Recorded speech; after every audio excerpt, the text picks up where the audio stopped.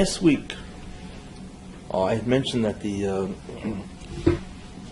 but the Ramchal says that the way to achieve zikuch, which is purification of the body, and was to retransform the body back into its spiritual nature or essence, is that the Rebbe provided an actual physical means to actually dematerialize itself. It seems like it's a contradiction.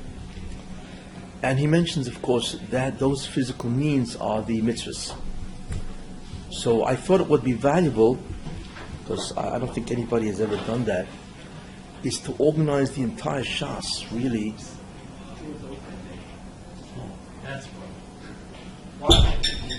Is to organize the entire Shas.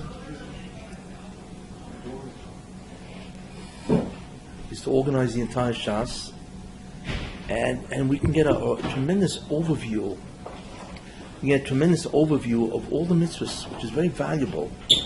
I don't know if anybody's ever done it, but it should be very valuable. And then we can actually see what exactly are the areas that the Rebbe wants us to do mitzvahs in. So, last week I began to rhyme, but let me just repeat it anyway. So the first Seder, well, if I remember what I told you is that what is the basis of all halachas, or all mitzvahs, is the Taryag, the 613 commandments, right? That's the basis of everything, right? Because that is all the commandments of the Torah. And therefore every halacha that we observe somehow has to be connected to the Taryag mitzvahs, 613 commandments.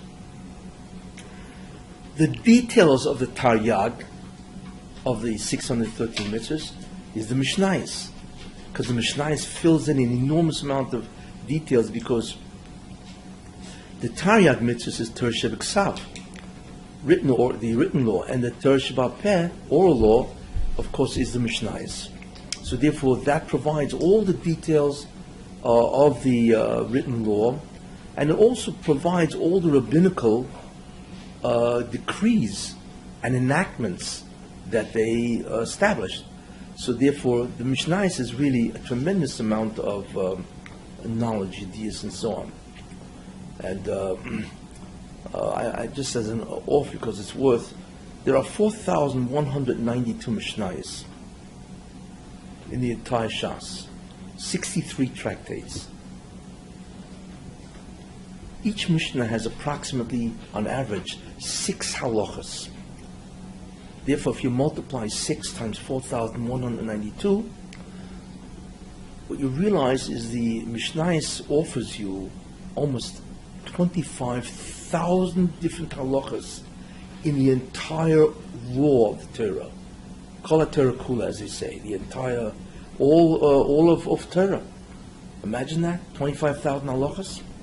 But what is important to remember is that Mishnayos is an intermediate text.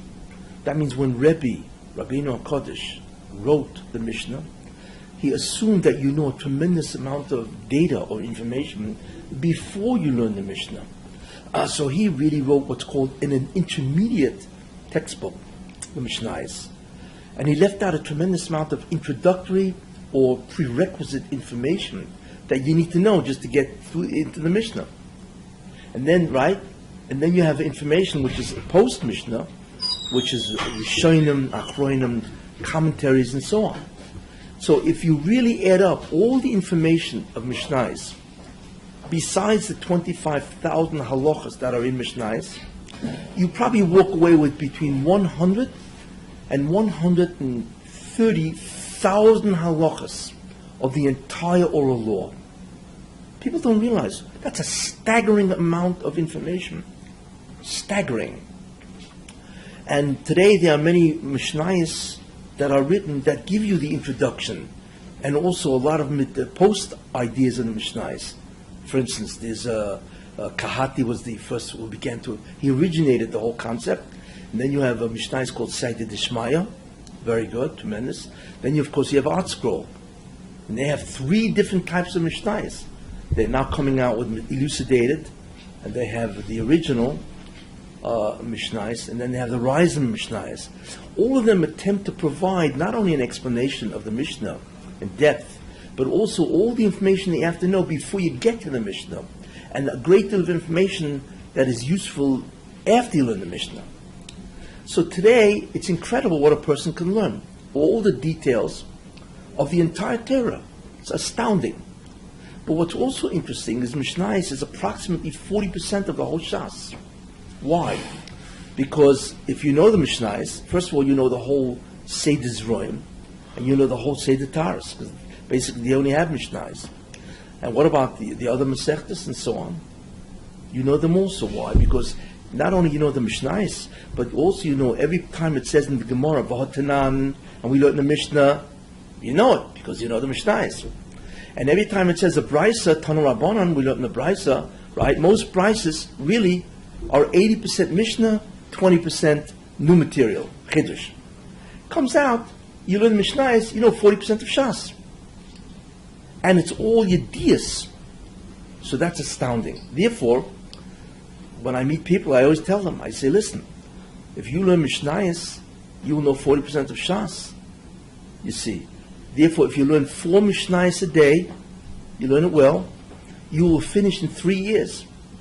And if you remember the Mishnayos, which isn't that hard, right, you will know 40% of Shas by heart, right? You will be called an Odom Godel, an incredible Talmid Chacham, just from the Mishnayos. In fact, I saw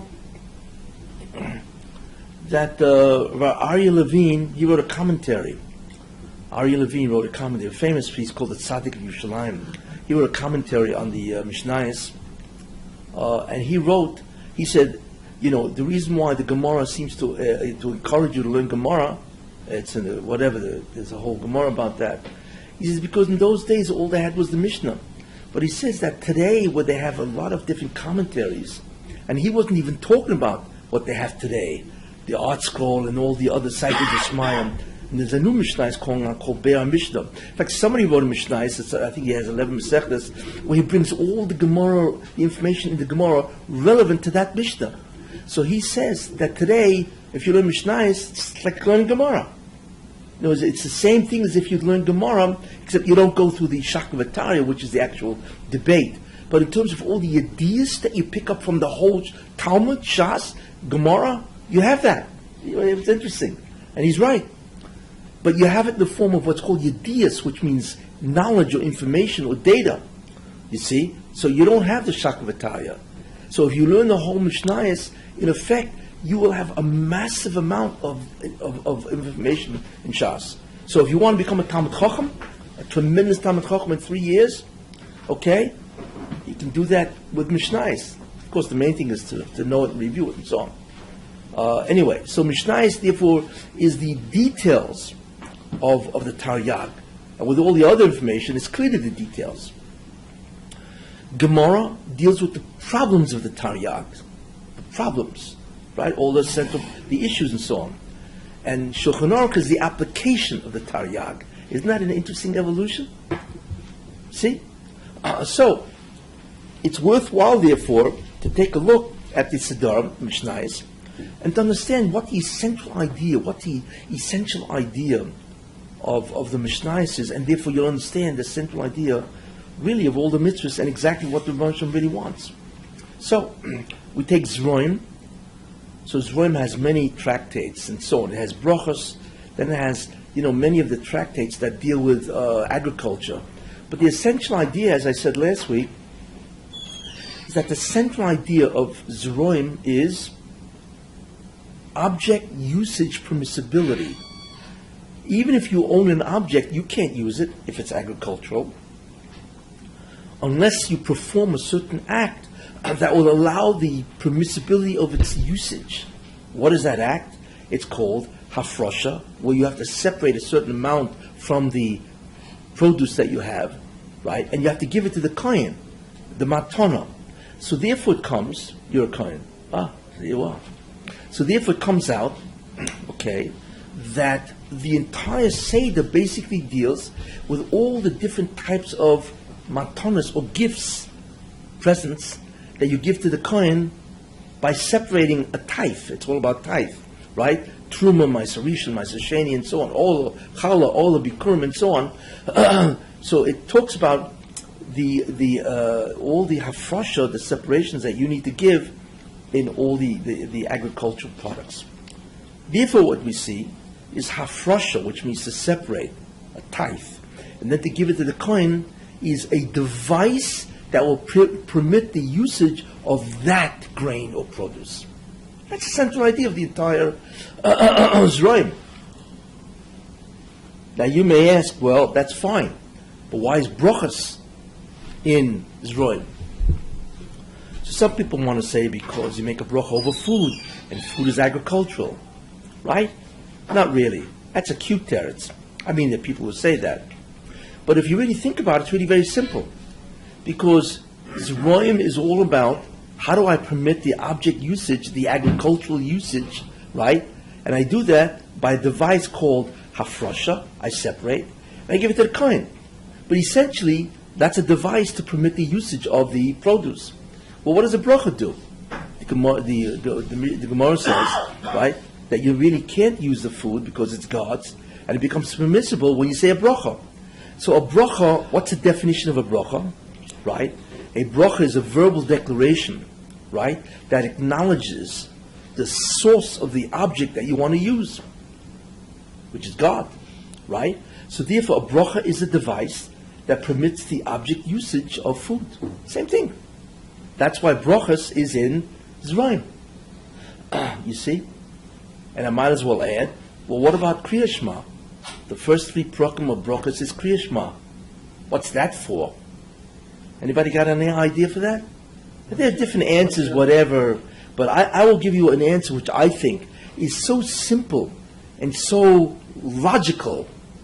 I think it's correct. You want to say? Once you understand El Machar Shamayim, you understand where the food comes from, and the rest is easy. Okay, but why does it have to be in brachas? Once you then you understand where money comes, everything comes from. Right, so that's why it's the first. Once you start with that, Okay, I hear. Nice, good. You want to say it something? has to have something with object permissibility.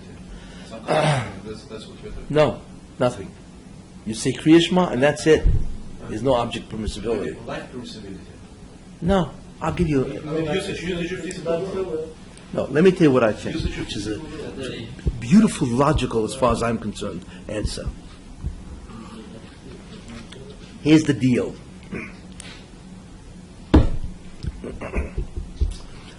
Let's assume you want to make an agreement, you want to enter into a contract or an agreement with somebody about some business venture, whatever it is, right? So there are 2 things that you need to do. The first thing you have to do is you agree with the other person that you will enter an agreement, right? You have to agree that we're going to agree on something. And then we could sit down and write out the terms of the agreement, correct? But if I don't even agree that we want to enter an agreement, what are we doing with terms? Yes? Okay, so Rebbe faced that problem. He's now going to give a whole list of all the mitzvahs. Even who agrees to do them? I don't agree to accept upon me to do the mitzvahs, which are the actual terms of the agreement. So therefore, you say Kriya Shema first. Why? Because what is Kriya Shema? 1, there is a God, a supreme being. He is one God.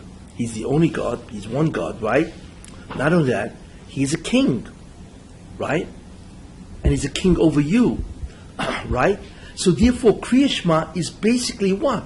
Where you accept the sovereignty of God that you have declared a king over you. Well, if you accept this sovereignty, right, then what is a sovereignty consist of? It consists of commandments.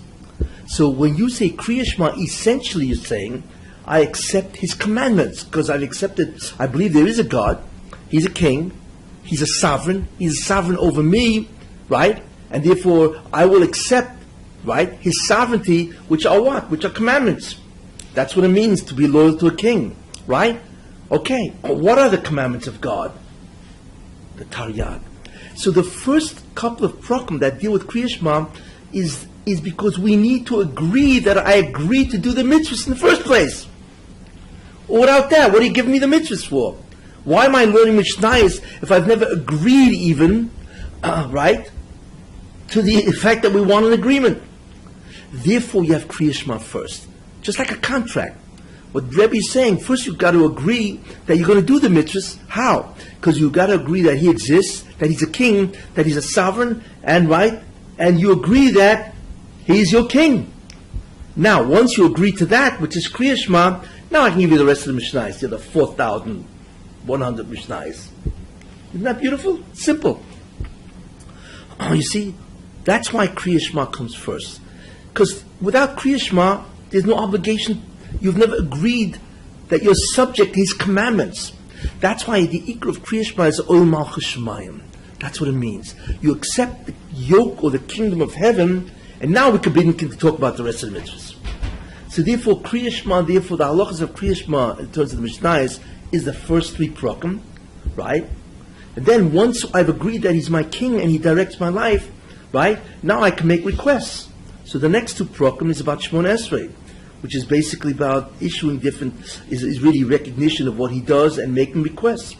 Once I've agreed he's my king and I accept his mitzvahs, I also now can do what? I can now request from him things because I admit that he runs my life. And then, therefore, the first 5 prakim go on this. Kriya Shema, first 3 prakim, 2 prakim is tefillah, and the rest, Ketzad Mevochim, is okay. Now, how do I do the device to permit object usage? Because that's one of his commandments. You see? Very interesting, very simple, very pashut. In any case, but Zeraim also deals with something else. It deals with how do I permit the object usage, or how do I permit the usage of the produce? And the answer is to separate and give to a kohen. But there are also objects that I can't use. And that's also in Zeraim, which is kilayim, things which are, what do you call it, whatever kilayim, mixed seeds and so on. I can't use that, so that's also in Zeraim to tell me that there's no hafrosha matana because I can't even use it altogether. You see? There you are, that's Zeraim. So what's the central idea of the entire Zeraim? Object usage permissibility through hafrosha, separation, and matana, giving it to the kohen. Very important. And therefore we see the wheel, that's the hub of the wheel, and all the spokes are just the different gifts that I have to give. There you are. It's the spokes of the wheel. And we understand where brachas fits in, and even where Kriya Shema fits in. Isn't that nice? We can add maybe a little bit on the Kriya Shema part. What was that? We can add maybe on the Kriya Shema part, the second deck of the Kriya Shema speaks about if you want success in your agriculture and everything, it's like a recipe for success. We're going to speak about agriculture, all the drawing basically. Yeah, but you did this. It's like part of, you want to be successful. Yeah, but look, those are peripheral ideas. But focus on the central idea. What unites everything in that Seder? No, I understand. But why is Shema in the beginning? I want to add on that part. Well, where does it say? In the beginning, because what you well, it does say that I will bring the rains and all that. Yeah, okay. I mean, look, I'm sure that people can say that also. But I'm offering a simple idea. You want to tell me mitzvahs? Fine. First I have to declare that I accept the mitzvahs. And that's the concept of, first we have to agree to agree. Then you can name the terms of the agreement. Okay. So therefore, that's what the central idea of the whole Zeraim is, which is fascinating. And it's just a study of the different devices. Okay. Moed. What is Moed? Well, we need a definition of, but I want to tell you this. But the essential prerequisite of the entire Zeraim is what? Is ownership. I have to own the object. Right? I need to own it. So therefore, the Rosh Hashanah created the whole concept of ownership. Right? And what he does, which is interesting, is because I have to give away, separate produce and give it away, what is God really saying? You don't own it, I do. And therefore I can force you to give away free stuff. In other words, what it really is when you do trumas and maestros and all that, what you're really saying is, I admit that I'm not an owner. Because if you can come in and force me to give it away, well, obviously you own it, right? Except you yourself have given it to me as a gift. You see? So what the Rosh Hashanah did, he created the legal state called ownership, right? And you need to declare that I do not own it by these mitzvahs. It's interesting. And therefore, this is what Zroim is all about. Moed. What's the definition of a moed? There are many moadim, aren't there? Shabbos, Pesach, Shavuos, Sukkot, and so on, right? But we need to define it. And then we'll understand what the central idea of the entire moed is. What's the definition of moed? Anybody know? In between. Who? Isn't it Cholamoid in between days? Yeah, and it also includes Chalamoid. It includes, Shabbos, Moed the whole Erevin. Yeah, exactly. You have Rosh Hashanah, Sukkah, Yoimo, Yom Kippur, right? It includes Megillah, Tainus, Rosh Hashanah, and so on. Chagiga and Moed Moed. is not the in between the off days? It's Choil HaMoed, Oh, but it's included in Moed. Yeah. So what's the central idea? And the answer is Moed. What's a Moed? Anybody have a definition for that? To meet. Who? To meet. That's not a definition, that's in a translation. I need a good, solid definition of Moed. You all know the Masechtas. It's all the Masechtas that deal with the holidays. Okay. A holiday is a translation. You need to understand that translation is not a definition. I will tell you the definition. A moed is a designated time period in which activity is regulated, which means controlled, either being forbidden or required. It's where a time period demands or regulates or controls your activity. Either the activity is forbidden, you can't do it, or you must do it, required. That's what a moed is. You see? So therefore, every moed has what? It has the time period, right? And all different dates and so on. Then it has the activities, either forbidden activities, which are the 39 malachas, which are forbidden in Shabbos and Yom Tov, right? And the required. What's required on the Moadim and so on, Shabbos and Yom Tov and so on? There's Kiddush, there's Havdalah, there's Hadlakas Neres, Kovot Shabbos, Oynik Shabbos, right? These are all required. But why am I doing this? Because there's a designated time period that demands. So therefore the essence of moed is what? One word. The whole moed is, just like the whole Zroim is predicated on ownership, the whole moed is predicated on... Service. No. I said it in the definition. It's predicated on... Who? No. Who? Action. Activity. Yeah. Except the activity becomes required or forbidden in a time period. But what the Baruch is saying in Moed, what's he really saying? What do you mean? What do you mean? You're telling me what I can and cannot do? What does that mean? Because what the Baruch is really saying, why do we do things? Why? Because we think we're a cause. Right? Why do we do things? Right? Because we think we do something. We think that we actually produce results. We achieve goals. Isn't that true? Okay. Oh, you're different. Lazy. Also, you're even different. You already know this truth, so you don't even bother. Okay, you're way ahead of us. But the essential idea of moed is what? Is activity. But this activity is regulated, it's controlled. You see, by a time period. It could be Shabbos or any Yom Tovim or Chol HaMoed or anything like that. You see? Why? Because what God is saying to you is you are not a cause of anything. So don't bother doing the activity. Of course we have to, because God 6 days you will work, right? But we need to break the illusion or the delusion, I should say, that we actually do something. It's only a Hashem that does that. You think you make money because you're brilliant, because you also had an idea, right? Or because some customer found you and whatever. Nah, it's all God. Except we don't see any of this. So what the Hashem says, okay, I'm not going to tell you to do nothing the whole day, right? The whole week. But I will tell you on certain designated time periods, watch it. Don't do anything. Because ultimately your activities lead to nowhere. I am the cause. Do you understand what Moed tells you? If the central idea of all the Masechtas and Moed is activity that is regulated by time. The only difference is that there are many time periods. That's all. Isn't that interesting? So every Masechta in Moed is fundamentally about activity being regulated by some time period, either being required or forbidden. Everybody got that?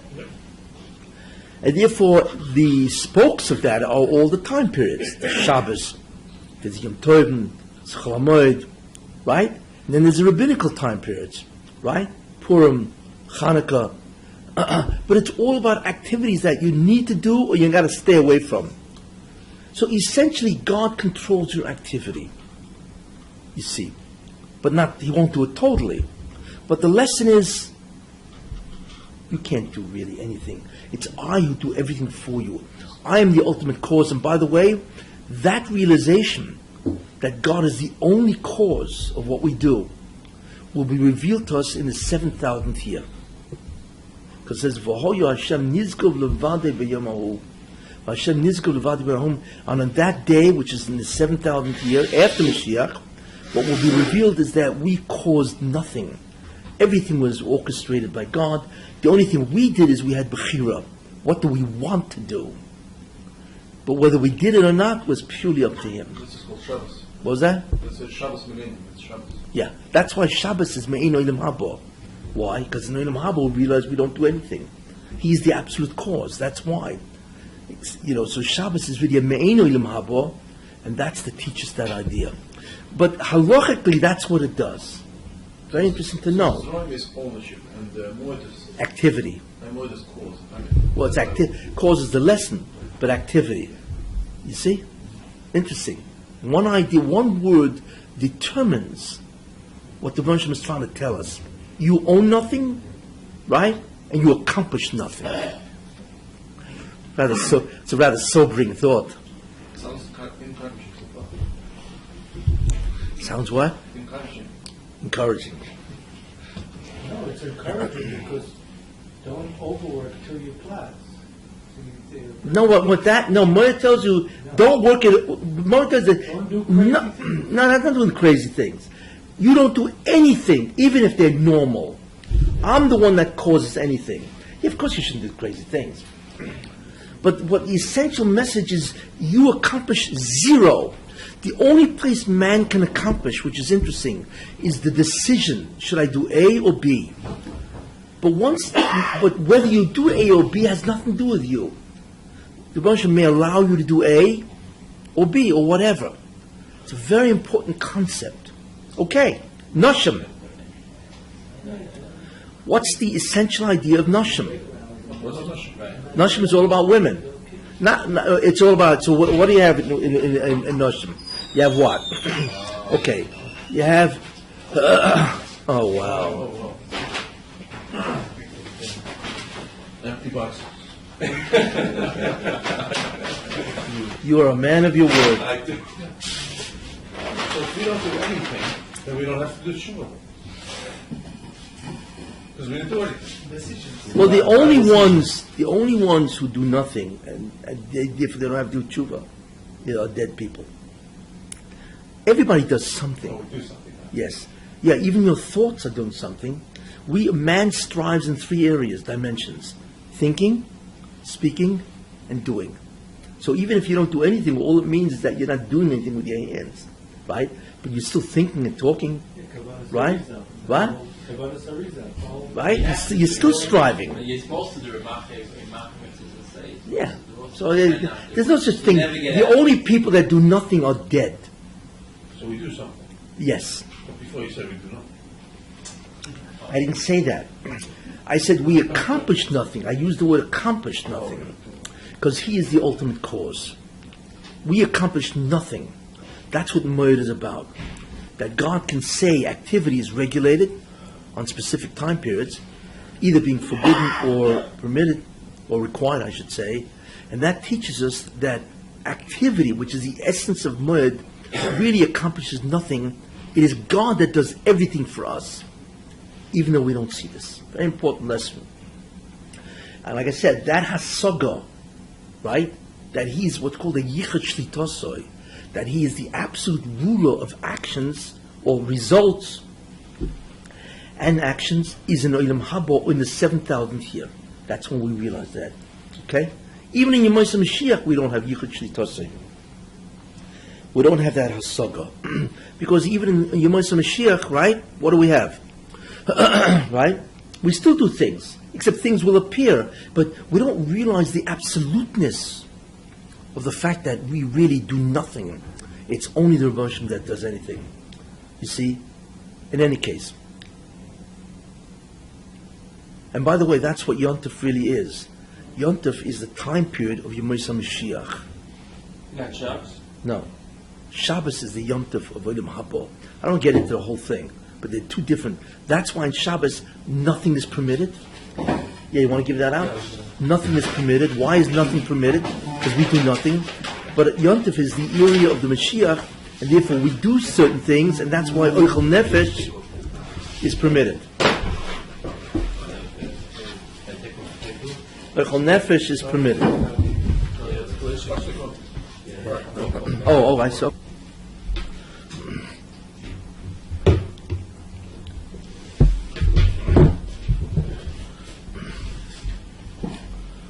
So we realize that Zroim is about the fundamental idea is ownership, and the fundamental idea of Moed is activity. Now Noshim has what? It's all about women in the sense that Kiddushin, how you get married, how you get divorced, right? You have a soita because it's a violation of a man's rights, right, over his wife, intimacy, right? And you have ksubas, which spells out a man's obligation to his wife, and so on. Therefore, the essential idea of Noshim is what? It looks like it's about Noshim, which it is, because the majority of the laws or the halachas are about Noshim, okay? But really what Noshim is all about is how do you create the legal state called ownership? That's number one. What is ownership? Anybody give me a definition of ownership? Ownership of the wife, the woman? Ownership of anything. Anybody give me a definition of ownership? Ownership is a legal state. What does it mean by legal? It means everybody recognizes that you own. When something is legal, it means everybody recognizes this as a truth, number one, and number two, it's enforceable in a court of law. That's what legal means. Okay? A legal state in which an individual has control over an object. Or I should say, a legal state in which an individual has rights of control over an object. That's what ownership really is. You see? So the question is, this is a concept called ownership. So what Seder Noshim deals with, it deals with ownership, how you create ownership, how you dissolve it, Gittin, right? What are the obligations an owner has toward that which he owns? What are the obligations which that which he owns is to him, right? What are his rights, etc. With what can he enter into ownership and what he can't? That's Yivamas. You cannot marry Esha Soch unless he dies childless and so on. You see? So Noshim is really about ownership, right? However, since most of the laws of ownership entails marriage is an ownership state, therefore it's called Noshim. But really it's all about ownership. And what is ownership really all about? What is it? What's the state? We know what ownership is, but what does it mean when you own? What did Noshim really create? He created relationship. When you own something, you have a relationship with that object that you own, don't you? So therefore, Noshim is based on the concept of ownership, which is really a concept of relationships outside of yourself, right? And it's all about how to create the state, how to dissolve the state, and so on. So the essential idea of Noshim is ownership, relationships. Especially the majority of the laws are about women. So it's called Nashim. But it's really about everything. Everybody got that? Good question. Now, Nedarim, vows, what do they have to do with ownership of a woman or marriage, right? Ishus. And the answer is, because one of the properties that you have over your wife is you can annul her vows, therefore they included Nedarim in Nashim. It's really there for that one parak. You can annul her vows. So once they talked about annulling her vows, maybe you're going to tell me what a vow is. So obviously bring the whole Masech then. You see? And so on. Every Masech in Nashim deals with the ownership or the concept. Ishus, which is marriage, is a type of ownership. Right? And therefore it tells us how to create, dissolve, and all the other ideas or categories of ownership. So therefore, Nashim is all about the legal state called ownership, specializing in the type of ownership called Ishus, or marriage. Got it? But the idea that we want to see is when the Nashim says that, what's the Nashim saying? Right? I will determine if you own or not. In Zroim, I will determine if you can use it or not. Here I'm going to determine if you can even do it or not. If you can even own. You see? So you can own, but you've got to make a kinyan. You don't make a kinyan, you legally, military, you don't own anything. So the Moshe is calling the shots of how you even create the legal state called ownership, how you dissolve it, what the obligations are, and so on. I got that? Look how the Moshe creates a state. In Zroim, he created a state of ownership. And what? And how you can use that which you own. Right? In Moed, he created the concept called activity, and he regulates your activity. In Noshim, he created this concept called ownership, right? But he will tell you when you can own something, you need to make a kinyan. You don't want to remain married to your wife, you need to give her a get. You see? He calls a shot altogether about what you can, when, and how, and so on, about the state of ownership altogether. Everybody got that? Interesting. It's up to the man. Now, in Ezekiel, what was that? Man, is it up to the man to know about? Make him decide, just like that? Yeah, a husband can annul his wife's vows, yeah. Just like that. Yeah, whatever he says, mutal, whatever, yeah, exactly, yeah. No, you can annul that anytime. Well, it says you shall, but you can make her neder anytime. You get 3 chachamim, you can make her person done. Nezikin. What is Nezikin? Damages. Nezikin deals with what? So the first Masechta, Bava Kama, is about damage. What is damage? What is damage, really? Anybody know? I mean, we know when it occurs. What is damage, really? Harm, loss. Yeah, that's a translation. You see, I don't want translations. I want definitions. Suffering. No. You certainly suffer if you lose. No, what's the definition of damage? Or nezek, which is what Bava Kama is all about. And the answer is? Correct. It's a negation or an interference or a privation of ownership. When somebody damages something you have, what he has done is he has interfered with your ownership because now that you can't use it anymore. It's damaged. You see? So therefore, Nizikin is the opposite of Noshim. It's about the undoing of the ownership through damage. But there are other Masechtas in Moed, what am I talking about? In Nizikin, like Bava Metzia, Bava Basra. Why wouldn't Gittin be in Nizikin? No, it should be in Ezekiel. Why? Because you undo the The rules of ownership. Yeah, but remember, Gittin is where you voluntarily you have the right to divorce, right? In Ezekiel, the guy comes into your field and burns up or kills your ox, right? That's involuntary. He negated your ownership. He negated your ownership that you didn't want to be negated. You see? and so on. I mean, you could dissolve. How do you get rid of ownership?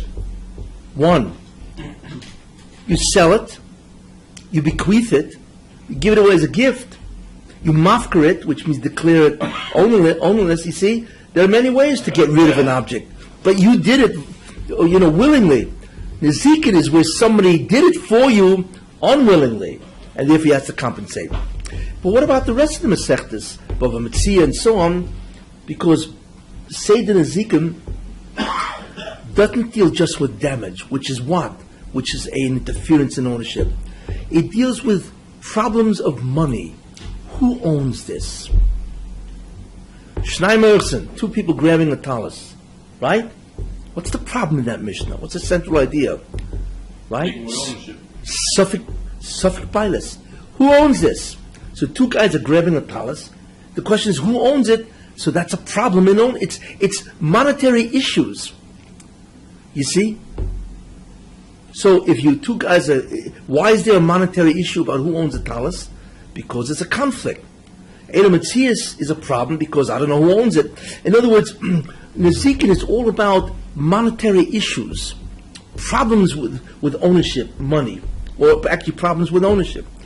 So Noshim deals with ownership, how to create and dissolve.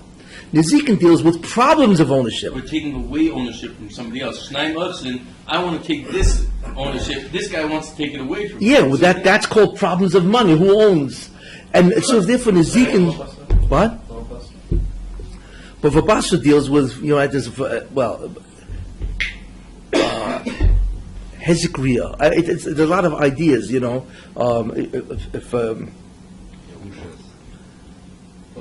Yerusha is also taking away ownership. Any issue with money, for instance, you have a problem and I contest and I say, hey, that's my field. So therefore I want to take it away from you. Cheskes abatim, right? Then you have, let's say, the Yachpo, right? Where you have to curtail your ownership in order not to damage me. It's all about problems of ownership, problems of who owns. And also deals with what can you own. That's why ribis is in Ezekiel. Ribis, interest, right? Because you cannot own interest. In other words, the normal state of ownership is noshim, right? The problems of ownership, all kinds of problems, is nezikin. You see? That's why nezikin is choshen mishpat, which deals all with money problems. You see? Great. So the essential idea of noshim is ownership, which is, of course, is a relationship. Yes? And God says how you're going to own, and how you're going to dissolve, and what your obligations are. In Ezekiel, right, you negate or interfere with somebody's ownership, right? So it's all about how you solve it. But wait a minute. Hey, but that itself is subject to the rules of God. Two people come and they argue about who owes who, or you owe me and all that, right? And God says, I will decide who owns. And that's Choshen Mishpat. The halachas of Choshen Mishpat is all about, right, who owns, what can be owned. Yeah, but wait, who made the laws? God. So God there decides that if there's any type of monetary dispute, or whatever, I will decide what you own. Why? Because ultimately you own nothing, it's all my gift to you. So I'll decide who gets my gift. Got it? Kachim. Tricky. Kachim is all about what? What is Kachim? What'd you say? I'm sorry, can we get a review of this? This Roim and Nashim are all both ownership. No. And Last week you were here last yes, week. Roim was ownership. Yeah, so Moed I said was activity. It's regulated. It's activity which is regulated, which means controlled within a certain time period. That's the essence. And all those are holidays. All that has, and so on. Kachim. What is Kachim all about? What's the central idea of Kachim? What is that? Kachim is about sacrifices. Beis Hamikdash. What? Makis. Well, Makis like Sanhedrin. Sanhedrin said that's laws of ownership. yeah. What's Makis? Makis is that which Sanhedrin declares. Once you're talking about Sanhedrin. It's a punishment, yeah. And that's why Shavuos is there too, because a Shavuot is one of the instruments that Bezin uses. You see? I mean, there are always what's called Mesechtes, which are peripheral. but that's still part of Sanhedrin. Is the who adjudicates problems in money. Beis Din, Sanhedrin. I mean, the And- other things, but it's good enough already to put there. Oh yeah, sure, yeah, of course. Kachim is about what? Sacrifices, the different types of sacrifices, right? What's the central idea of Kachim? It's all about the laws or the activities of the Beis Hamikdash. Is it not? The Beis Hamikdash is a central theme in Kachim, because all the sacrifices, everything has to be done in a certain place called the Beis Hamikdash, right? So therefore, all the activities of the Beis Hamikdash is what? In Kachim. But is that what it's really all about? It's tricky. It's subtle. The answer is not really. Do you ever wonder why all the davening, Shachris, Mincha, Marav, the Gemara says it's all connected the Korbanos? Yes? It's all connected it's all parallel to the sacrifices. Why? What does Shachris, Mincha, Marav have to do with sacrifices? You ever wonder about that? And why is it says Migdash, Beis HaKnesset is a Migdash Ma'at? A shul is like a little Beis HaMikdash. Why? Those statements are hints what Kachim is really all about. It looks like Kachim is all about the laws of what the activities in the Beis HaMikdash. Yes? But let me ask something. Why are these things? What are you really doing when you go to the Beis HaMikdash? What are you really doing? And the answer is? Kodesh Hashem. Who? You come close to Hashem. So what are you really saying? What do you mean? And when you do a mitzvah, you don't come close to Hashem? Not in the same way. Tell me. It's a Shechina. Oh, very good. Because the Beis HaMikdash isn't just you're doing activities. No, you're doing the activities in God's house because that's where He lives or resides. That's the house of the world. No, don't get caught up in. In other words, the fundamental idea is that the Beis HaMikdash is the house of God or the residence of God, of the Shekhinah. And therefore, what are you really doing? You are personally relating to God. It's like you walk into a guy's house and say, what can I do to serve you? It's unique because all mitzvahs are, I do a mitzvah, what's have to do with God? It's a commandment that He issued and I do the mitzvah. But they're separate. In Kachim, you walk into His house, you face Him, and you say to Him, what can I do to serve you? So He answers, I want you to offer sacrifices. Why isn't Phil here then? Wait. Got that? So there's only three kinds of sacrifices. Or rather, there's only three things you can say to God. Are you aware of that? Other than a request. Give me. That's what I said, other than a request. Right? I was too late. There's only three things, which is interesting. And that's what we do. We go into the house of God. It's like going into the house of a person. It's a personal relationship. It's not I do a mitzvah outside. No. It's like I stand in front of the king. And I ask Him, what can I do for you? How can I serve you? So God says, there's only three things you can serve me with, or say to me. What is that? Please. Praise. Forgive me. Recognition for me. Oh, that's one of them. Forgive me. Thank you. And I acknowledge your existence. That's it.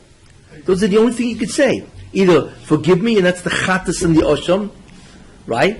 Everything with chatas and so on.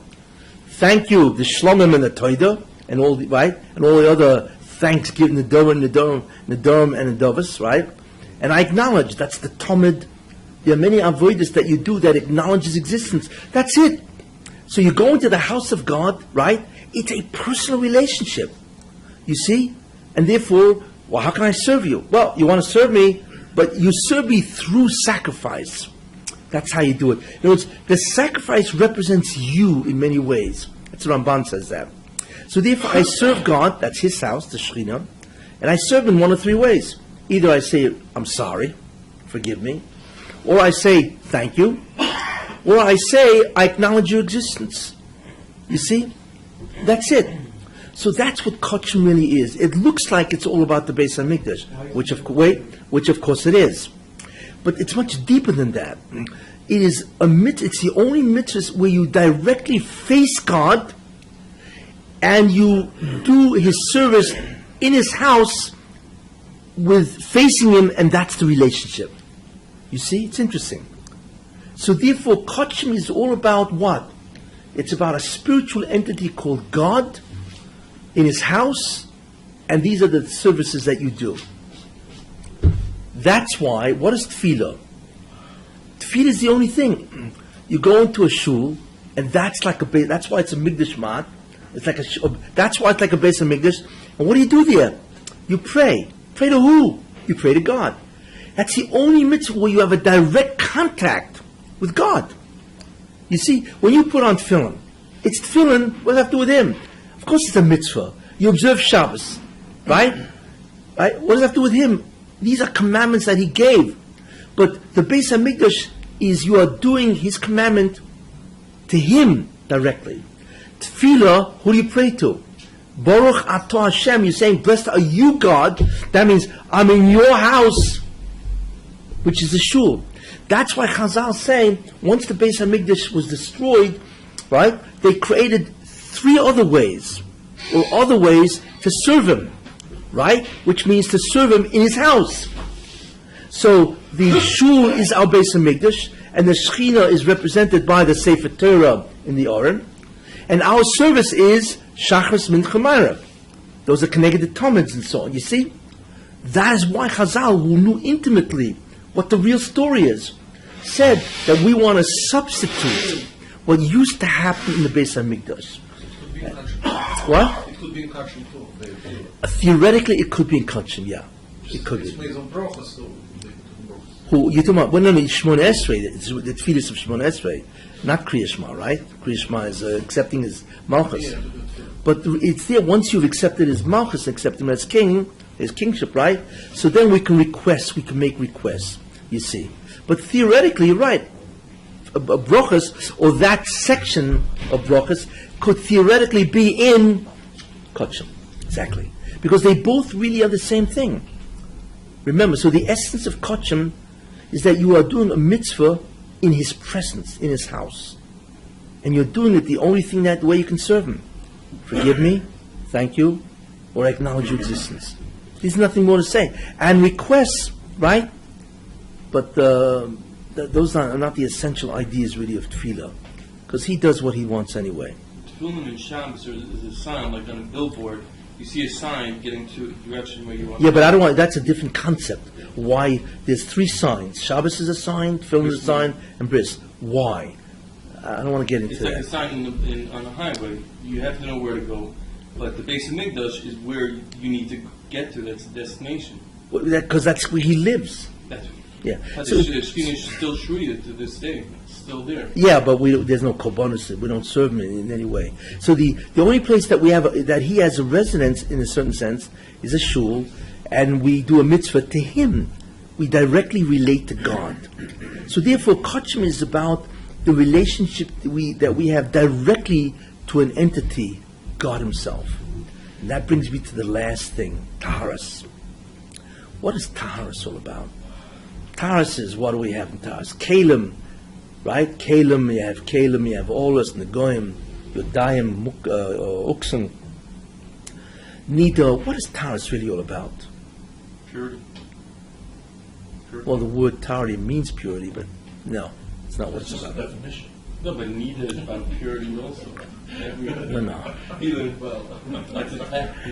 He got the lesson. That's the meaning, though. What's the definition?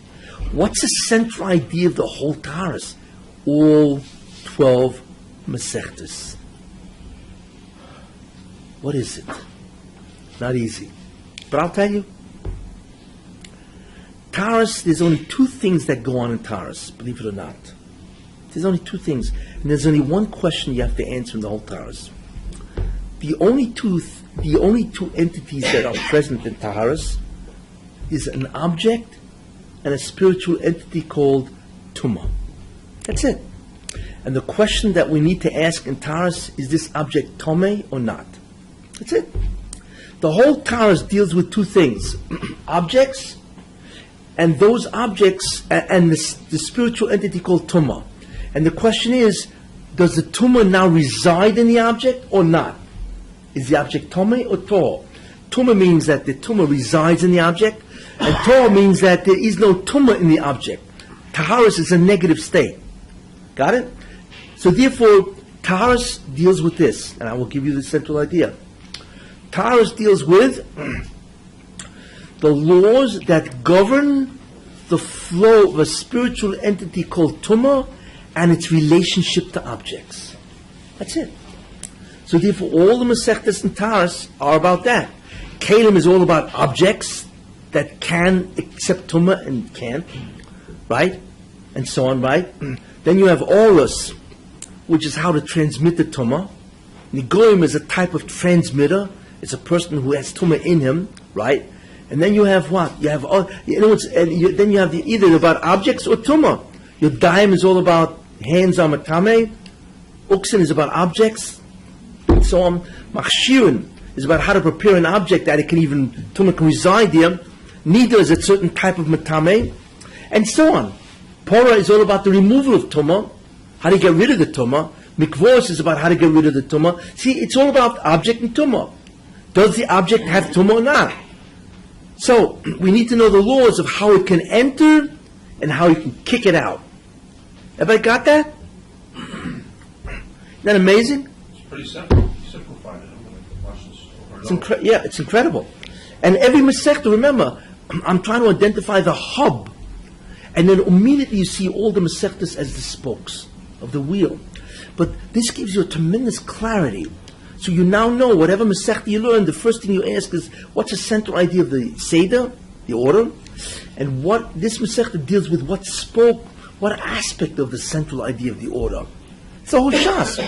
So we now realize, let's really realize this, right? One, Zvon deals with ownership. A, that's the fundamental prerequisite idea, for the foundational concept is ownership. But what it deals with is what? How to use that which you own. Got it? So therefore, it's about ownership, object usage. Moed is all about activity, not ownership. When you can and when you can't do activity, right? Based on a time period. Noshim deals with ownership again, but how you create or dissolve in or the relationship between the object and his own need.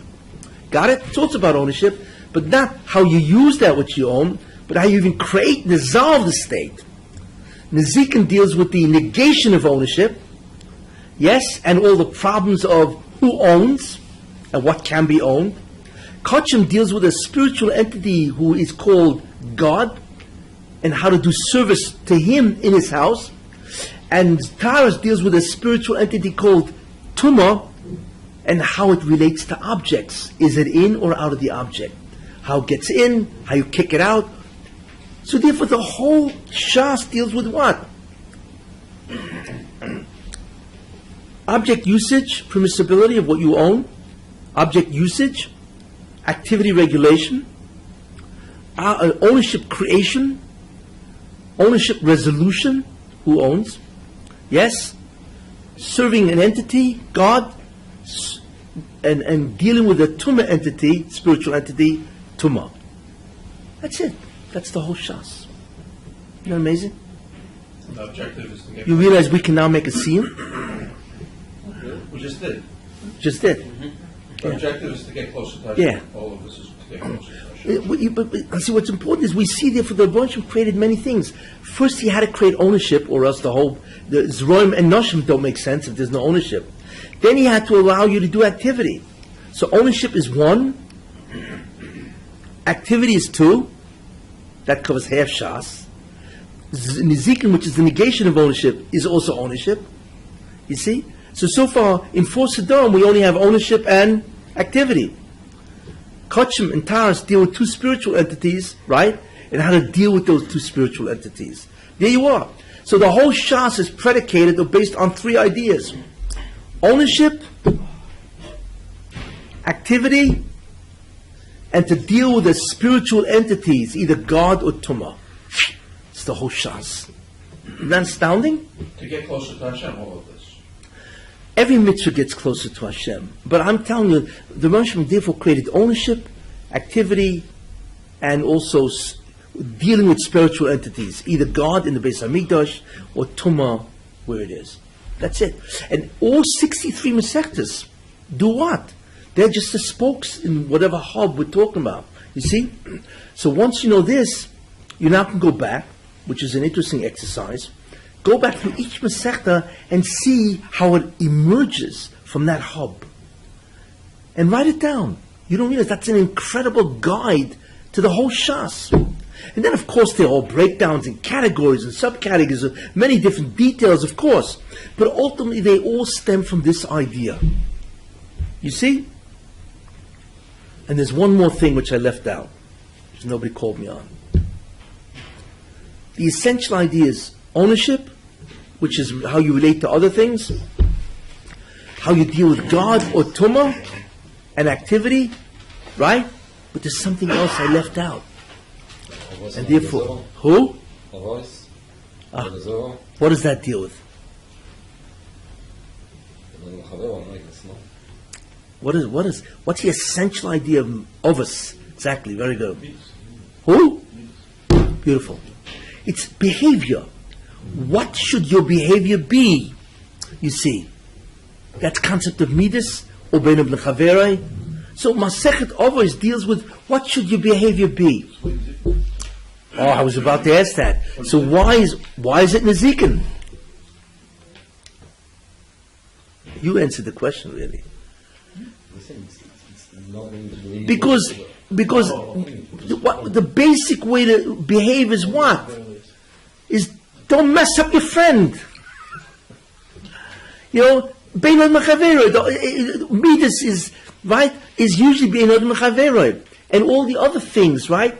It's the most basic midah of all is being ad mechaveroi when you think about that. All the other all the other Sodom will deal with what? Bein adam l'makom. But that's between you and God, fine.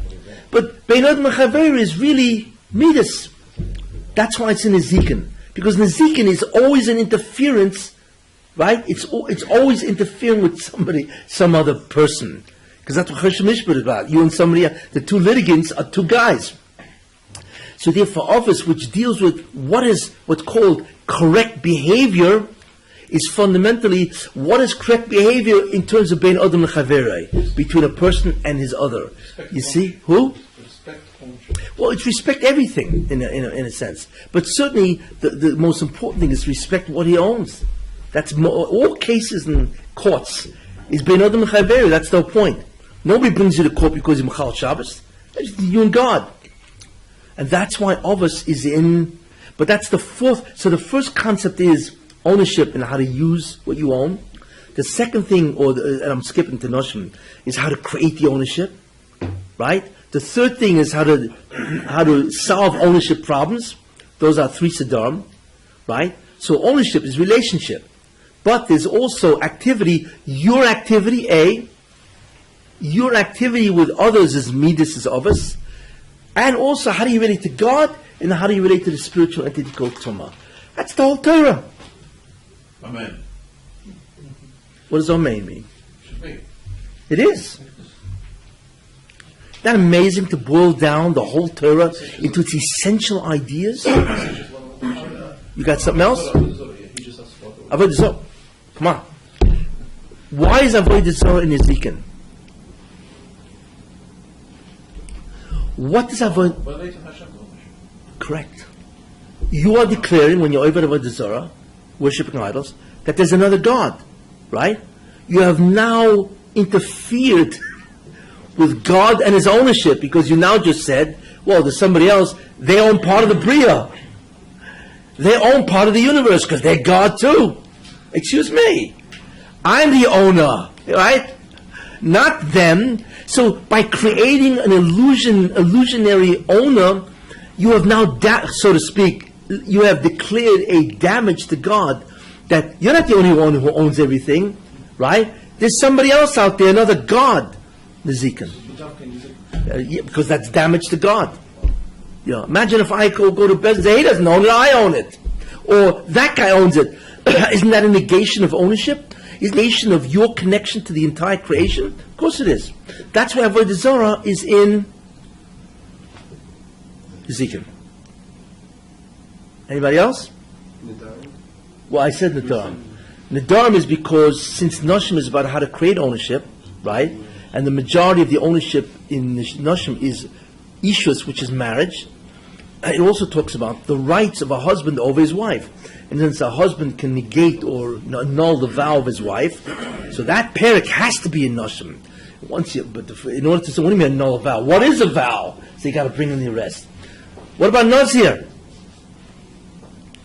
Why is Nazir in Nashim? Why is because Nazir is in Nashim? Because how do you create an Isur v'neder? A verbal declaration. Nazir, you create a Kedusha state also by a verbal declaration. It's there because how do you create in a dome, when you make a neder, what are you really doing? You're creating an Isur state on an object, a forbidden legal state on an object. Oh no, you're denying your ability to use somebody else. You are creating an Isur by a verbal statement.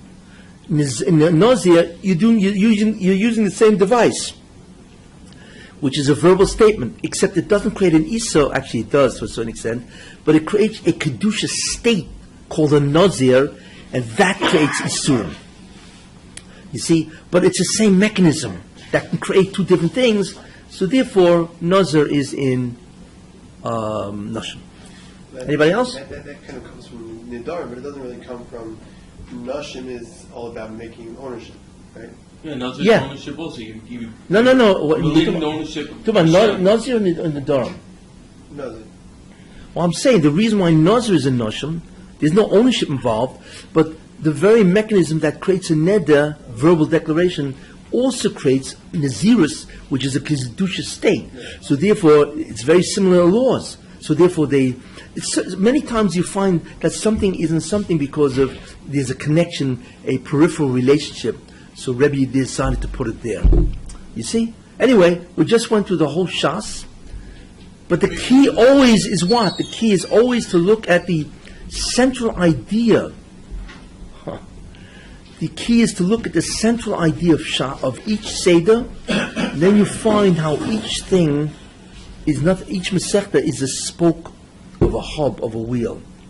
And therefore, this is a tremendous guide, In fact, what you should all do as homework, which I will not check, is go through, get the list of the Masechtas, and remember the ideas, write them down, and just see how does each Masechta fit in that conceptual tie-up. There it is. It's astounding when you think about it. Really, there are 613 commandments that are all connected to 3 ideas, 4 ideas. Astounding. There's 6 ideas. What's Isn't that? it 6 ideas? Yeah, but they boil down to ownership, activity, and relationship to 2 types of entities. God Relationship with love, the whole Shas and Tzimah Shas. and Sima Shas. Yeah. On the Okay. I don't know if you realize it, but this is an invaluable gift that I gave you. Because you will never hear this from anybody else. First time they Right? I don't know about that. But it's invaluable because it's a tremendous summary of the entire Taryag Mitzvahs. It's all the Taryag. You see? Yeah, there are also ideas that you have to believe in God and so on and so forth between you and God and so on, right? But if you think about that, not believing in something is really a detriment or a damage to God. You see? If you don't fear God, what are you really doing? You're denying His existence. That's damage. That's a choivel. You go over to someone, you punch him in the mouth, right? So everything emanates from these ideas, fearing God, loving God, because it's the acknowledgement of a being. But if you don't do these mitzvahs, in essence, right, you're denying some aspect of existence. So anyway, this is really all the ideas of the entire Shas. Nazir. Any questions? Yeah, but Nazir, you're saying that's not ownership. That's exactly. No, it's not ownership. But he's taking away his ownership of grapes, of his hair. That's not called ownership. That's called an Isser. No, it has nothing to do. He can't. You eat your grapes either. It has nothing to do with his grapes. The concept isn't his grapes. The concept he cannot eat anybody's grapes. What have to do with ownership? Because he's saying that the ownership belongs to Hashem, it doesn't belong to him anymore. No. The ownership is here, it doesn't belong to him. In a certain sense, you could say that he is a Nazir is denying himself certain things, right? So one could say that the person himself is obligated in terms of what he can do and what he can't do as a Nazir. A Nazir is really a Kedusha state. That's unusual. You don't find that Kedusha state except by Nazirus, But in any case, Isn't he negating the ownership? It's not ownership. He's negating his ability to relate to the world. Not a matter of ownership. It's not to do with ownership. He is negating, or he is declaring that my activities in this world, my ability to relate to anything, my ability to use, is all up to God. So it's a general statement. But he can create that at will. He doesn't have to be a Nazir. He can create that at will. You can also make a little connection by Aroe Soto Bekilkulo. The what? Aroe Soto Bekilkulo as a Saturninai, since Soto is the Noshim. Yeah. Is required to be a Nazir. Yeah. It could be also it's a connection with Noshim. Yeah, okay, but look, there are connections. What I'm trying to do is give the central idea of the whole Seder and all the Masechtas. So it's a tremendous guide in terms of, now that when you sit and learn, you could see this central idea, and that's in the end, the most important thing. Listen, Shas is a jigsaw puzzle. It's like halachas are all over the place. And the problem is, if somebody gives you a 1,000-piece jigsaw puzzle, yes, right? And he says you put it together, it's 1,000 pieces. What's the first thing you ask for? The box. The box, not the instructions. No, the box. You want to see the big picture. And then you'll know where each of these pieces fit. Without that box, it'll take you a year to do. It's hit and miss. The same thing. Shas, in many ways, is fragmented. So there's a tremendous value in seeing the box. The box are the central ideas of each Seder, you see? And then you know where each piece, each Masechta fits, or each of the sugyas in each Masechta, because they're just details and sub-details and sub-details and so on. So in many ways, it's a tremendous, actually what it is, it's a map. It's a map that you now have, or a GPS. You know what I'm saying? It's Tmunas Hashem, like it ain't. Yeah. It's a GPS, which is really a God positioning system. You know what I'm saying? Where you can position yourself exactly how you can relate to the Rebbeinu Shalom. And this is it's a beautiful map before you enter Shas. So, I encourage everybody to do that when you get home, because it'll be an invaluable guide for you in terms of Torah. And this will... Can we push for a shiur on to be shot? No, you can't. For all this? No. I decided I can't because it's too close to my departure. What if we do during the week? Nah, too busy. Yeah. So the last few words before the end of the season? The last few words. It's been a pleasure giving this shiur. I hope everybody not just enjoyed it, because that's a poor idea. I hope everybody understood and grows spiritually. And I think the most important thing is that Torah has enormous depth, not just in halacha, but Torah has enormous depth in hashkafa. Many people think, and it's unfortunate. Why? Because people think, well, the most you can say in Torah is a vertel, is a nice concept, a nice vault. You say it over a kiddush, you say it over a Shabbos meal. But Torah is not just vertlach. Torah is the blueprint of the entire creation. As such, it can be studied that way. If you're an architect, right? When you design something, you design architectural plans, right? Every single piece in that building, whatever the plans are, has a function, and it has a position, how it relates to everything else. Correct? That's what an architectural design is. Torah is the blueprint of the Bria. Therefore, every idea is the same concept. Hashkafa is the study of the architectural plans of the Bria, of creation. It's really what it is. So therefore, my purpose isn't to sermonize. or to give you a nice thought, or a little vertel, a little idea. No. This is the Bria.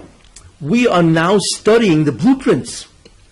That's what it is. And that's why it's beautiful to look at when you see the depth. You begin to see what the blueprint is and how everything connects.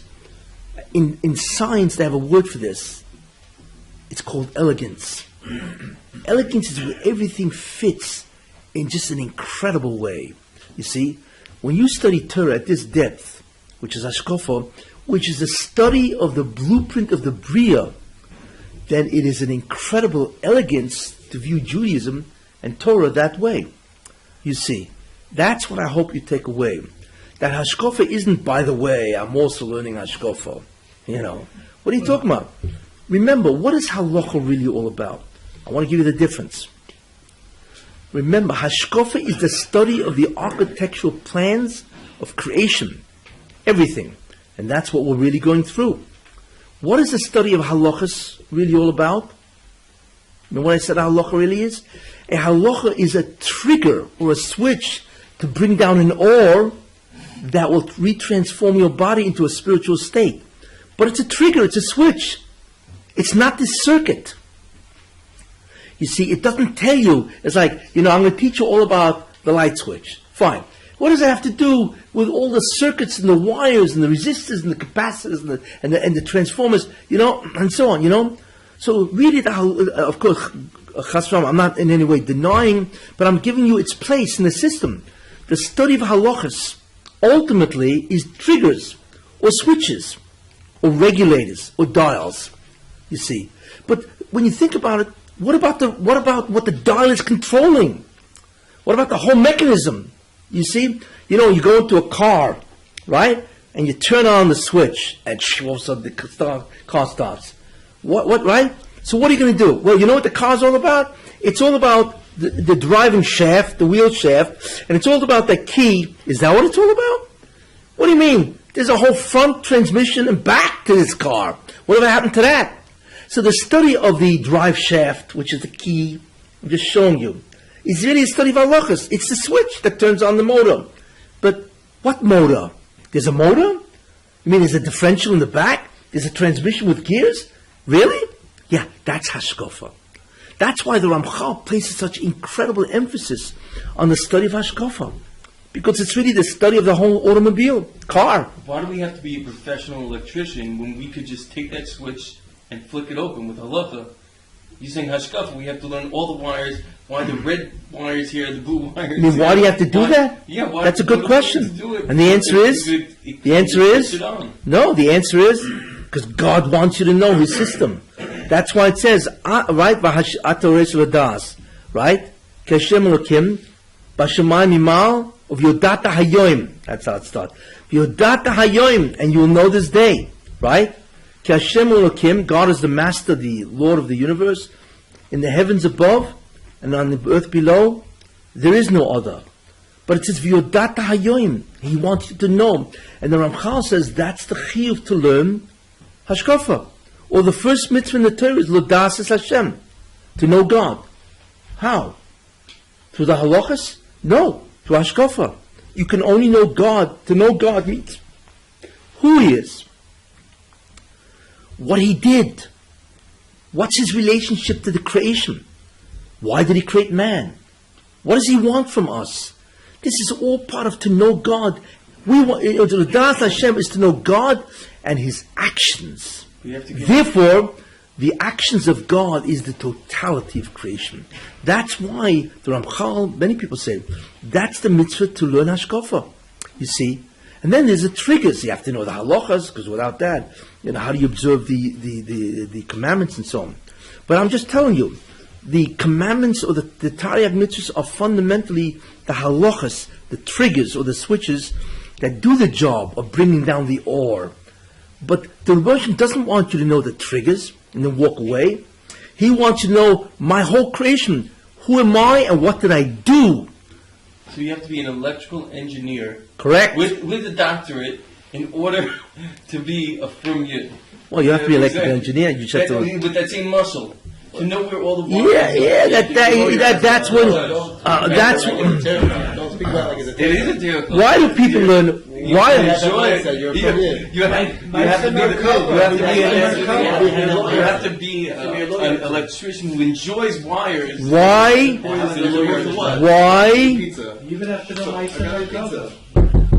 Yeah. Check it out. And really what that is, Meiser Merkava, Meiser Bracious. Right? He wants to know Meiser Merkava, Meiser Bracious. Right? But the interesting thing about it is that, like I say, why do people learn Kabbalah? What does Kabbalah have to do with them? You know?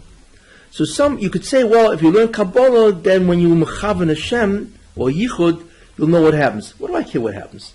Hey, these are the prescriptions, you know, and that's all you do. But people want to know what is the mechanism that interfaces between God and the whole Bria. Who is God? What are the stages of development, the chronology or the evolution of the Bria? So it starts out with God, then it has all the Olomas, all the worlds, and then you learn about the triggers, which are the Shemus and Yehudim, of how to influence the Or. But Kabbalah is really basically about what? It's all about what? Learning who God is and what He did. But what He did in the spiritual realms, right? That's why they do it, and so on. Because it's a mitzvah to learn the Sisrei Torah. That's called the Meiser Merkava, and so on. But in any case, that's what Hashkafa is. So I hope, yeah, bring down the yeah. Well, that's one of the things to bring down. Yeah. So therefore, I hope that that really, in the end, the central idea really of this shir is not just the information of this shir, is to understand this is the study of Hashkafa. This is what the Rebbe wants us to know. This is a study of the architectural plans of creation. He just doesn't want us to know only the triggers or the mitzvahs. You see, he wants us to know Yedias Elokim or Yedias, right? That's what he wants to know, because through that, first of all, we'll have tremendous Yiras Shamayim. Number one, because when you see the incredible magnitude of who he is and what he did, you get Yiras Shamayim. But it's a Kiddush Hashem. You know, it's like, look, to study the king and his empire, right, and his relationship to us, is all part of the majesty of the king.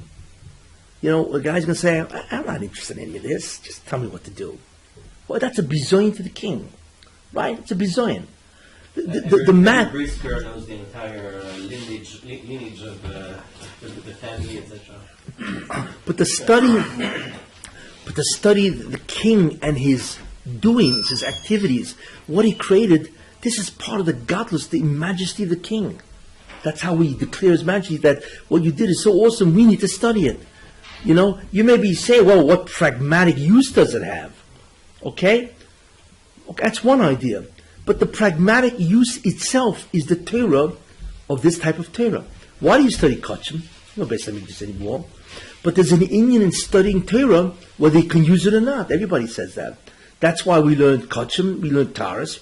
There are many things that you'll never do. You're going to write a get for somebody? That's for sure. Yeah, right? No, I'm not talking about yourself. But is somebody going to come over to you to write a get? Then what are you learning get for? Excuse me. You know, the guy in yeshiva is learning get, you think he's going to ever write a get for somebody else? Of course not. So why is he learning getting? Okay, Kedushin maybe because he's got to get married. But getting, and so on, you know, there's so many mesechtas. You think guys are going to Choshen Mishpat? I'm not going to paskin for anybody. You want that, go to a Besdin. So why are we learning about Kama B'Mitzir B'Basra? Because God wants us to know things, whether they're useful or not.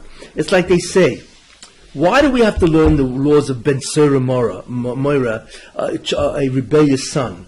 The Gemara says that never existed. Nobody ever became a Ben Sura Moira, which is a rebellious son that you have to kill, whatever, right? So the Gemara says, Zil, Limud, learn it, and Makabal Deschaf for the Limud. What? Yeah, whatever the lush is, right? Why? Because there's a mitzvah of Limud HaTorah independent of Asiyas HaMitzvahs. Got it? Got it. Why? So, because Asiyas HaMitzvahs is one thing, but there's Limud HaTorah even without Asiyas HaMitzvahs, because that's part of, we want to know who God is, we want to know what He did, we know why He did it, right? So we can come to know Him, right? and love him, and fear him, etc. So therefore, hashkafa is the study of the architectural plans, and so on. Halacha is the study of the trigger or the switch, of how you actually bring down the, and so on, you know. But the And- Torah is and- in everything. It's and in that- nature, it's in Well, landscape, anyway, it's and that, everywhere. and wait, and therefore that's what he did. Everybody got that? Therefore, I'm hoping people will, that's really the idea I hope you walk away with. That hashkafa is an incredible limud, whether you can use it or not, but it's a significant limud in terms of knowing who God is, what he did, because that is the majesty of the king. That's how you declare his greatness. By being busy with everything he did, he created. That's a declaration of the majesty and the greatness and the glory of the king. Got it? But That's what, wait. Therefore, I hope everybody got that in a sense of, that's the most important message to take away. And then, of course, you have all the hashkafa. What do you think Ramchal was so busy writing hashkafa and Kabbalah? Because it's an area of which is a true understanding of his majesty and his might. His yicholos, what he could do is awesome. You see, and even the Rambam says, study nature, study biology, study the astronomy, so you will develop a tremendous knowledge of who God is. That's what Rambam says in the beginning, the Mishnah Torah. And by knowing his knowledge, that's how you come to fear and love him. You know, that's the, and fear and love are one of the two most essential mitzvahs, because they are the exact relationship that you have to God. You have to love him and fear him. You see, besides doing his mitzvahs. Anyway, that's a central idea that I hope everybody walks away with. Okay, have a great winter, and see you shortly.